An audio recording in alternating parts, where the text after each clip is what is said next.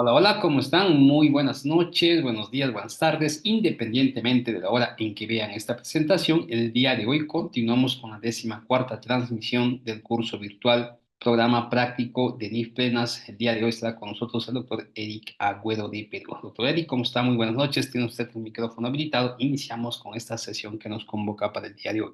A ver, vamos a repasar los temas relacionados en esta oportunidad de NIF 9, todo lo relacionado con instrumentos financieros. Eh, un poco de contexto, esta norma entró en vigencia, si no me equivoco, en 2000, a inicios de 2018. Es una de las normas más complejas que se pueden encontrar dentro de todo el compendio de las normas IFRS. Esto principalmente que toma, OTECA toma temas muy técnicos relacionados con tanto activos como pasivos financieros, ¿de acuerdo? Eh, y por ende existe un componente más financiero que contable, que finalmente es lo que busca reflejar a través de cada una de la literatura que se presenta. ¿De acuerdo? Entonces vamos a repasar, acá hay muchos temas o tópicos que necesitamos que se queden claros para que podamos continuar desarrollando toda la presentación, ¿de acuerdo? Entonces, bueno, esta es la introducción a los instrumentos financieros. ¿Cuáles son las definiciones? Un instrumento financiero es cualquier contrato que da origen a un activo financiero en una entidad y un pasivo financiero o un instrumento de patrimonio en otra entidad. ¿De acuerdo? Entonces, partimos de esa definición para definir qué cosa es un instrumento financiero. Y luego existe tanto los activos financieros como los pasivos financieros. ¿De acuerdo? Acá vamos a tener que escuchar atentamente porque también van a existir o me van a escuchar mencionar el tema de activos no financieros, ¿de acuerdo? Y también pasivos no financieros. Entonces, en relación a eso, ¿qué cosas son eh, los activos financieros? Los principales ejemplos. Es cualquier activo que puede ser efectivo, que es el más común de los activos financieros, y el más líquido también. Otra clase de activo financiero puede ser un instrumento de patrimonio en otra entidad, que finalmente podría ser una inversión, dependiendo de para qué se mantiene la inversión. También puede ser un derecho contractual para recibir efectivo u otro activo financiero o intercambiar pasivos y activos financieros con otra entidad bajo ciertas condiciones. Esto usualmente abarca la definición de una cuenta por cobrar, ¿no? Porque una cuenta por cobrar es el derecho contractual de recibir efectivo, caja, o recibir otro activo financiero en reemplazo de esta cuenta por cobrar. O también calificaría como un contrato que será o podría ser liquidado mediante la recepción de acciones de la propia entidad. Ya comienza a ser más complejas las definiciones. Igual las vamos a ir repasando y si alguno tiene una duda, por favor, siéntase en la libertad de escribir su consulta en el chat. ¿Sí? Seguimos. Entonces, ¿cuáles son las definiciones? Continuamos con definiciones de pasivo financiero. ¿Cuál es la definición de pasivo financiero? Es cualquier pasivo que es una obligación contractual para una compañía. ¿De qué? De entregar efectivo u otro activo financiero, o sea que finalmente se reduzca el activo, o de intercambiarlo, o intercambiar el pasivo financiero por otro tipo de activos. O sea, se puede hacer o un canje o una permuta, es lo que también menciona la norma, en algún momento, que es que si yo tengo una cuenta por cobrar, mejor dicho, tengo en este caso ya en la definición de pasivo, si yo tengo una cuenta por pagar para poder liquidarla, o entrego caja, que es una disminución del activo, o la canjeo con otro tipo de deuda, ¿de acuerdo? Eh, y también podría ser un contrato que será o podría ser liquidado mediante la entrega de acciones de la propia entidad. Entonces, considerando estas dos definiciones, ya entra este tercer concepto importante que se denomina instrumento de patrimonio. ¿Qué cosa es un instrumento de patrimonio? Es, es el contrato que evidencia en el que existe una participación residual en los activos de una entidad después de deducir todos sus pasivos. En simple, es una participación muy pequeña del patrimonio de otra entidad. ¿De acuerdo? Recuerden porque después ya se vienen los temas de definición, si es que se tiene control asociada, este, y otro tipo de clasificaciones de partes relacionadas cuando existe ese tipo de control bajo instrumento de patrimonio, que sería la posesión de parte del accionariado. ¿De acuerdo?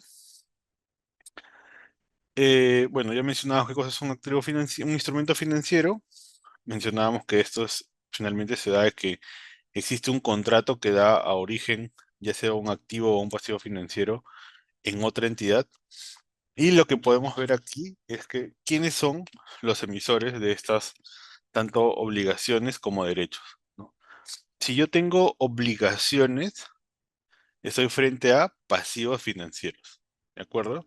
Entonces yo como compañía, si solicito un pagaré bancario, si bien es cierto en el momento inicial yo recibo dinero, ¿a qué me comprometo? ¿A qué estoy obligado? A devolver el dinero, ¿de acuerdo? Entonces por eso, si tenemos este tipo de obligaciones, finalmente son pasivos financieros.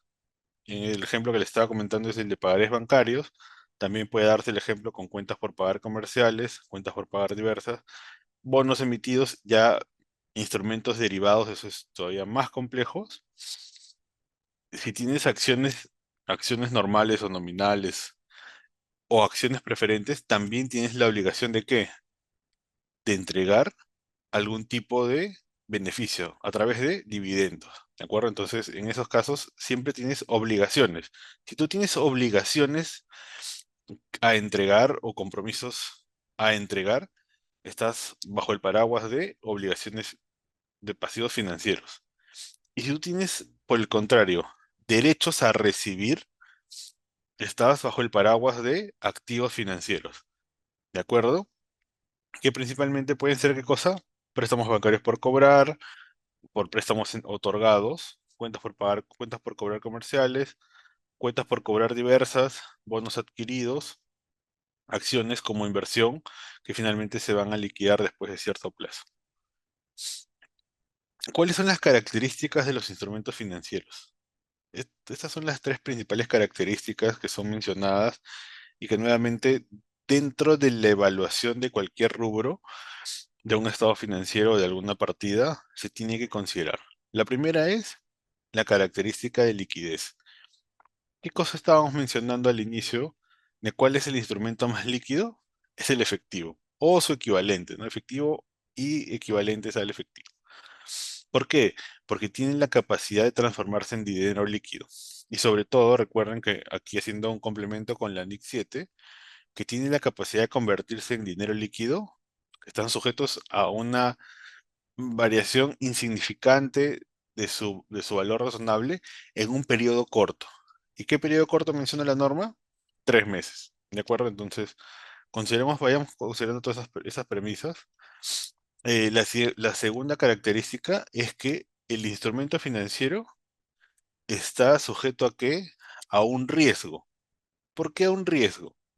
Porque lo que estamos mencionando es que en el caso de un activo financiero o de un pasivo financiero, lo que se busca es tener algún, algún derecho u obligación sobre otra entidad, ¿de acuerdo? Entonces, si es que yo tengo posesión u obligación sobre otra entidad, finalmente, ¿qué cosa existe? Existe un riesgo de solvencia de parte del emisor de ese instrumento financiero, ¿de acuerdo? Entonces, esos conceptos, por favor que quede muy claro porque esta es la base para poder desarrollar toda esta premisa de instrumento financiero. ¿Cuál es el riesgo de solvencia? O mejor dicho, ¿cuál es el riesgo que tienen las características de los instrumentos financieros? Es que que se tiene que reflejar cuál es la solvencia del emisor y la misma permite determinar los niveles de rentabilidad que se puedan obtener por los inversionistas.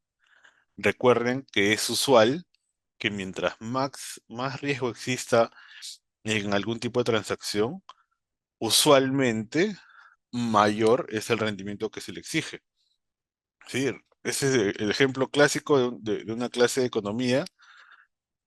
A menor riesgo, menor rentabilidad. Y a mayor riesgo, mayor rentabilidad, pero también mayor riesgo de que esa rentabilidad no se vaya a dar o se pueda perder. Y eso usualmente donde se refleja, por ejemplo, en los instrumentos, en los depósitos a plazo, ¿no? Los depósitos a plazo, ¿qué son? Son instrumentos financieros de bajo riesgo en el que tú entregas tu dinero a una entidad bancaria y por el cual recibes una tasa súper pequeña. ¿De cuánto? No sé, 1% a un año, 1 o 2%, máximo 3% a un año. Pero cuando tú obtienes un pasivo financiero, o sea, pides un préstamo al mismo plazo y al mismo importe, ¿el banco cuánto te pide? No, dame 20, 25, 30% de interés, ¿de acuerdo? Entonces, finalmente el riesgo refleja esa solvencia que puede tener el emisor del instrumento financiero, ¿de acuerdo? Y ya la tercera característica va incluida o va muy inmersa y muy relacionada con la segunda característica, ¿no? Que es la rentabilidad. O sea, creo que la finalidad de todo o de toda compañía, sobre todo, es obtener ganancias. Y se obtiene las ganancias mediante qué? Mediante la obtención también de rentabilidad, ¿no? Sí, nuevamente les mencionaba el ejemplo.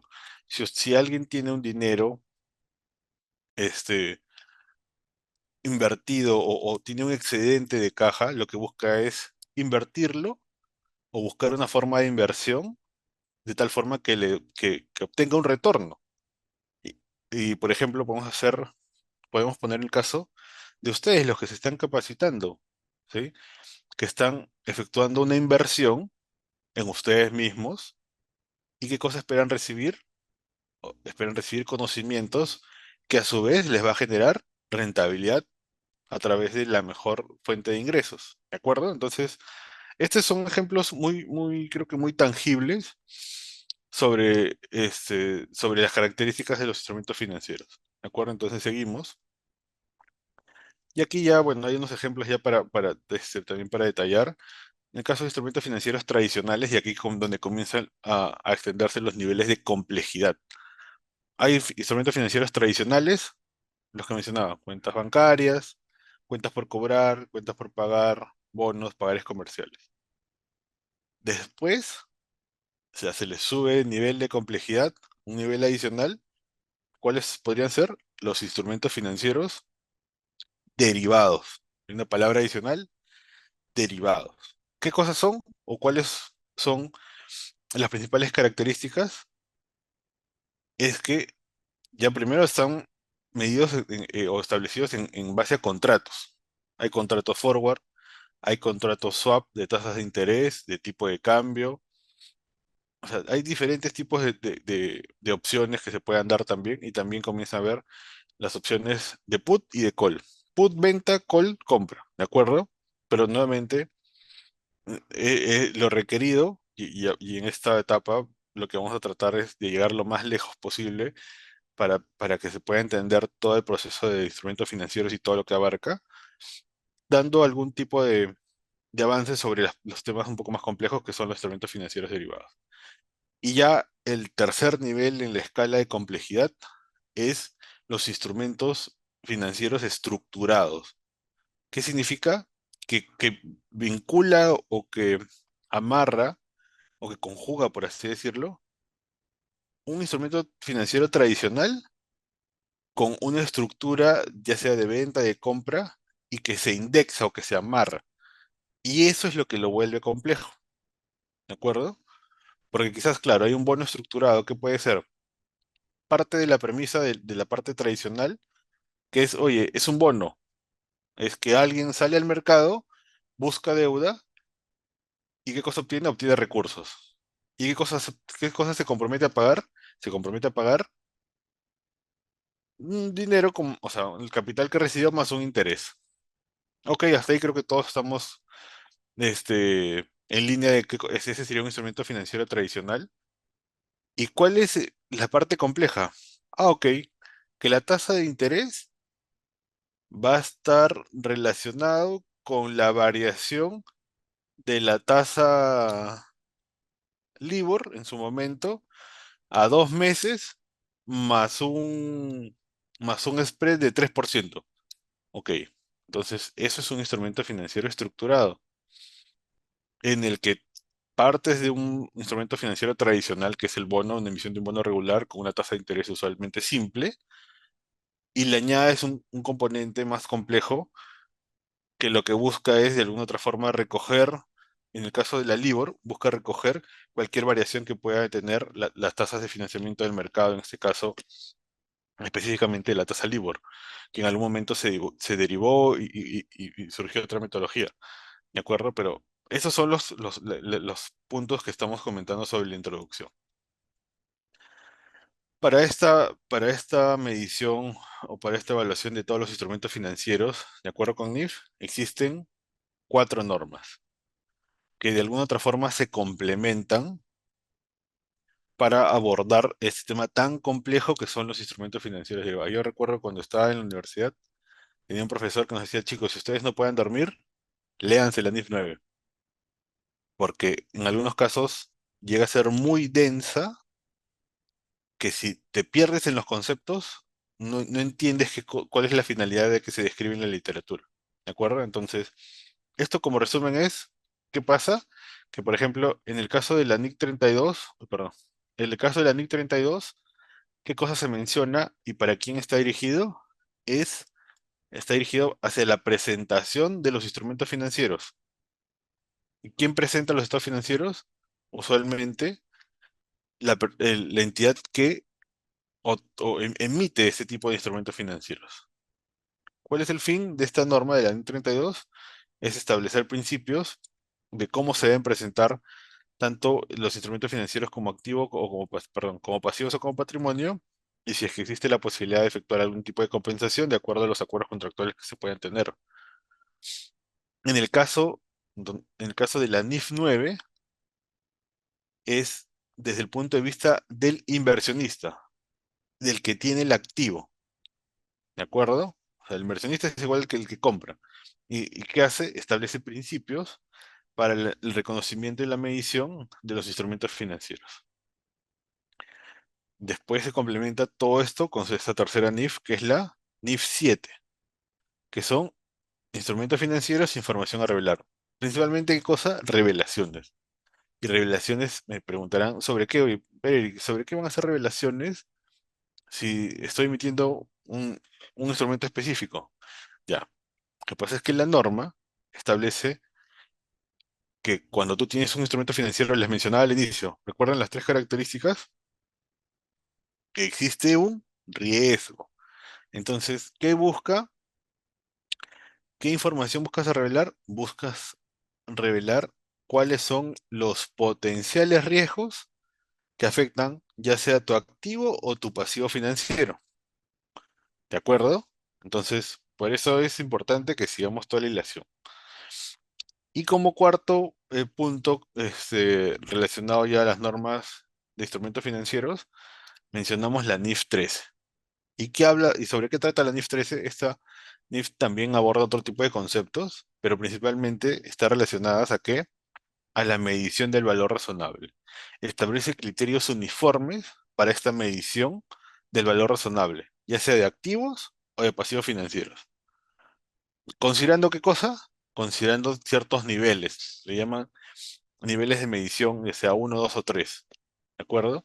Entonces, nuevamente, para que quede claro, cuatro normas abordan los temas de instrumentos financieros. NIC 32, presentación. NIF 9, instrumentos financieros, medición, que es del lado del punto de vista de inversionistas. NIF 7, información a revelar. Y NIF 13, que se complementa con la NIF 9, que es la medición del valor razonable. ¿De acuerdo? Eh, Dentro de la NIF 9, ya específicamente, existe un modelo contable para los registros de los instrumentos financieros. ¿De acuerdo? Les mencionaba, lo primero es su clasificación según el tipo de instrumento financiero, el tratamiento de cómo se debe contabilizar o reconocer las acciones, el test de SPPI y del modelo de negocio. ¿Qué significa SPPI? Es solo pago principal e intereses. ¿De acuerdo? si es que tiene algún impacto en las reclasificaciones contables, cuál sería la estrategia considerando el objetivo de la cobertura, y ahí se comienza a poner más complejo el tema de los instrumentos financieros derivados, o sea, se abarca parte de esto, algunos criterios de pruebas de efectividad, los impactos en los reportes financieros considerando los costos de cobertura, o sea, instrumentos financieros derivados de cobertura, que esto básicamente es la clasificación y medición de instrumentos financieros. En este segundo slide y de naranja es un poco hablar sobre la contabilidad de cobertura y en general, ustedes saben que como existe un riesgo de liquidez en en el caso de los instrumentos financieros, usualmente en los activos existe un riesgo de que estos puedan deteriorarse. Que la mayoría de los activos está sujeto a deterioro, ¿de acuerdo? Pero en el caso de los instrumentos financieros, están establecidos cuál es la metodología de evaluación para para el deterioro dentro de la NIF 9. Hay unos criterios para los buckets de alocación o los stage, que son como que los tramos. ¿Cuáles son los parámetros de riesgo para la pérdida crediticia esperada? Que ese es uno de los conceptos que reemplazó el concepto anterior. Esta norma, la NIF 9, reemplaza la NIC 39, que en su momento estuvo vigente hasta, como les mencionaba, el 1 de enero de 2018. eh, y lo que busca es cambiar la concepción de cómo se debe reconocer una pérdida por deterioro de los activos financieros. ¿Qué cosa es lo que se hacía antes? No sé si ustedes recuerdan. Se consideraba la medición de los parámetros de pérdida crediticia incurrida. O sea, tú esperabas, o lo que mencionaba la norma, y que todos estábamos alineados en ese momento, como les digo, hasta el 1 de enero de 2018, en que entró en vigencia la NIF 9. eh, entonces, lo que uno hacía anteriormente era, esperaba que una cuenta por cobrar o un activo financiero eh, incurra en default, o sea, que no te pague, haya pasado X cantidad de días desde su fecha de vencimiento, y recién en ese momento tú hacías la evaluación si es que tenía o no un posible indicio de deterioro. Eso era bajo la NIC 39, ¿no? La pérdida crediticia incurrida. Tú esperas a que ocurra el evento y recién de ahí para adelante efectuabas el deterioro. Y el concepto nuevo que trajo este, la NIF 9 es la pérdida crediticia esperada. ¿Y en qué se basa la pérdida crediticia esperada? En algún momento leí que estaba muy relacionado con los criterios establecidos en Basilea II. Y que me preguntarán, para los que no conocemos o no conocemos el tema en su momento, es, oye, Eric, ¿y qué cosa es Basilea II? Basilea II es el marco operativo y regulatorio, por así decirlo, que usan las entidades financieras en el mundo para modelar o para corregir cualquier desviación en los créditos que vayan a otorgar.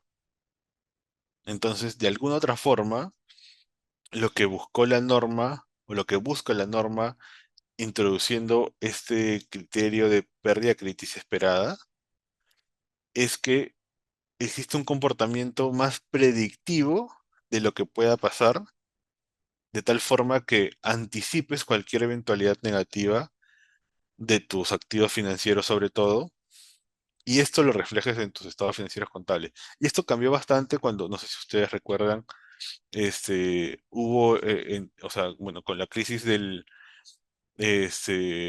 2008 con las burbujas inmobiliarias, en su momento en Estados Unidos, después a eso, no recuerdo en qué fecha, creo que fue en el 13 o en el 15, salió todo el tema del default en el que entró Grecia, el país, Grecia, porque había emitido bonos y no tenía la forma de efectuar los pagos. Entonces, ¿y qué pasó en ese momento? Es que, claro, todas las personas que tenían un activo financiero de ese tipo de bonos emitidos, recordemos que si tú tienes un activo financiero es porque tienes un derecho a cobrar, o sea, inversionistas habían entregado dinero para recibir estos certificados, estos bonos.